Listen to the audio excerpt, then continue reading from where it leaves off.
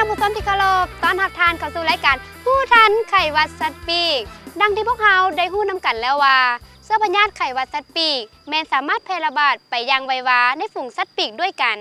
แต่ที่สำคัญการแพร่ระบาดของพวกมันแม้ยังมีความเสี่ยงต่อกับชีวิตของคนเฮาอีกด้วยแต่มีคำถามหนึ่งเกิดขึ้นมาว่าถ้าหากว่าพวกเรามีสัตว์ปีกที่เหงาหรือตายเป็นจำนวนหลายและสงสัยว่ามันอาจจะติดเชื้อพยาธิดังกล่าวแม่นไผล่ะจะสามารถช่วยทานได้ถ้าท่านสงสัยว่าเขตหมู่บ้านของท่านอาจเป็นเขตที่มีการระบาดของเชื้อพยาธิไข้หวัดสัตว์ปีกอันเนื่องมาจากมีสัตว์ปีกที่เหงาและตายโดยบ่รู้สาเหตุสิ่งทำอิฐที่ท่านควรจะเฮ็ดนั่นก็คือต้องแจ้งให้อำนาจการปกครองบ้านสัตวแพทย์บ้านหรือโทรศัพท์หมายเลข166ทันทีเพื่อขอความช่วยเหลือและห้ามแตะต้องสัตว์ปีกที่ตายดังกล่าวอย่างเด็ดขาดในกรณีนี้แปลว่าถ้าว่าพวกท่านสังเกตเห็นว่าเป็ดไก่ของพวกท่านนะมีอาการเหงาและนอกจากนั้นบ่เพียงแต่มีตัวเหงาเนาะมันมีตัวตายพร้อมแล้วก็ตายเป็นจำนวนหลายโดยบ่รู้สาเหตุอยากให้พวกท่าน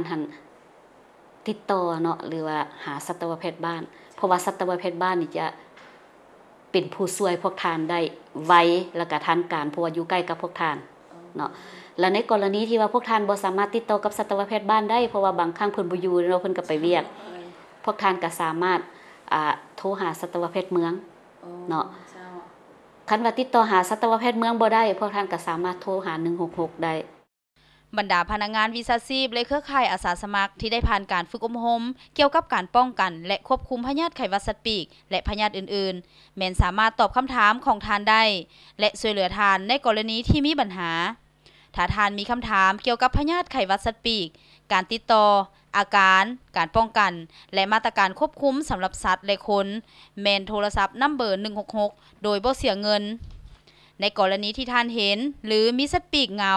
กรุณารายงานต่อสัตวแพทย์บ้านและนายบ้านหรือพนักงานกรมเลี้ยงสัตว์เมืองแขวงทันทียิ่งไปกว่านั้นถ้าท่านมีอาการเหล่านี้เช่นไข้ไอหายใจฝืดหลังจากที่ได้สัมผัสกับสัตว์ปีกหรือกินชิ้นส่วนของสัตว์ปีกท่านควรแจ้งด่วนหรือไปพบท่านหมอทันทีและรายงานต่อแพทย์บ้าน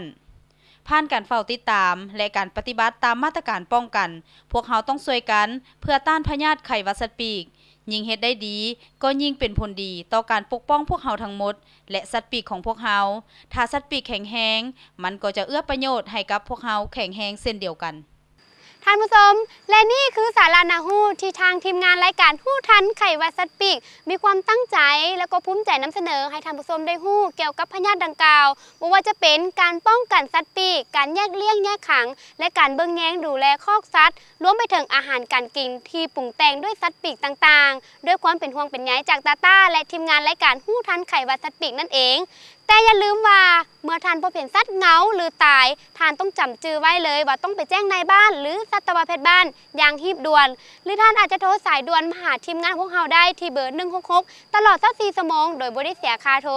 มาฮอดนี้ก็ต้องขอบใจกับท่านผู้ชมที่เกียรติติดตามชมรายการพวกเราแต่ตอนทับอิฐมาถึงตอนสุดท้ายและตาต้ากับทีมงานก็ต้องขอลาท่านผู้ชมไปก่อนสบายดี